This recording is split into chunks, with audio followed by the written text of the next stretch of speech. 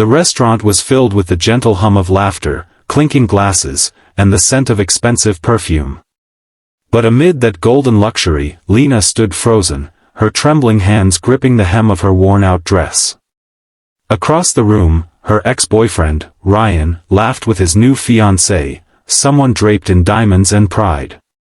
Lena's eyes glistened with humiliation. She wasn't supposed to be here tonight, but fate was cruel enough to make her deliver coffee orders in the very place her heart had once belonged. And then, as Ryan's mocking gaze met hers, a tall figure stepped between them. A man in an impeccably tailored black suit. Cold, confident, and utterly unreadable. He looked down at her with a faint smirk and said quietly, "Are you ready to make them regret losing you?" Her heart skipped a beat. What? She stammered. He leaned closer, his voice deep and smooth, like a dangerous secret. "Act like you love me, please." That's when Lena realized, he wasn't joking. And that one act, born of desperation, was about to change both of their lives forever. The girl who lost everything. Lena Alvarez once dreamed of being someone. She had studied design at a small local college, believing that talent and hard work would lead her somewhere. But life wasn't kind. After her mother's illness drained every penny she had, Lena dropped out of school and took whatever job she could find. Ryan, her ex-boyfriend, had once loved her simplicity. Or at least, that's what he said. But when her world crumbled and her bills piled high, he left, claiming he needed someone more ambitious. That someone turned out to be Clara Whitmore, daughter of the richest businessman in the city. So here she was, 2 years later, working as a part-time server at the Whitmore Grand Hotel. And tonight, she'd been assigned to a private dinner event for the Whitmores themselves. She almost refused. But she needed the money. When she walked into that golden hall, carrying a tray of champagne glasses, the memories hit her like broken glass, Ryan's laughter, his promises, his betrayal. And when he noticed her, the cruel smirk that spread across his face made her heart twist painfully.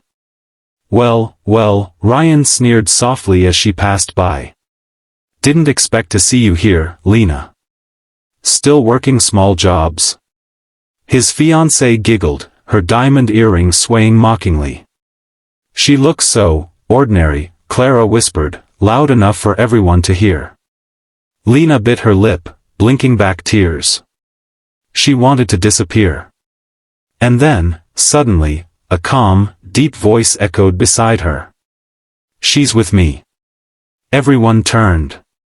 The man who'd spoken was none other than Ethan Blackwood, the CEO of Blackwood Enterprises, one of the youngest self-made millionaires in the country.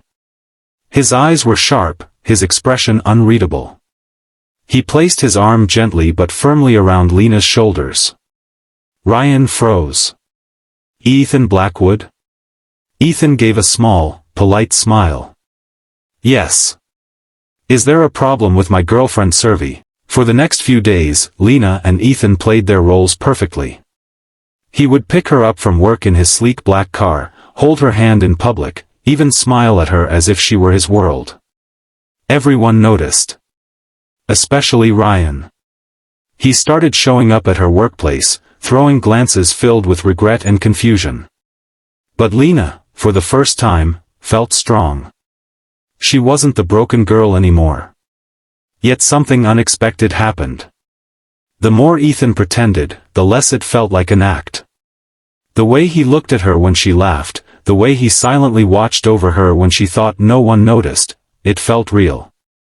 One evening, after a charity gala where Ethan had proudly introduced Lena as the woman who changed his perspective on love, she found herself standing with him on the balcony, city lights glowing beneath their feet.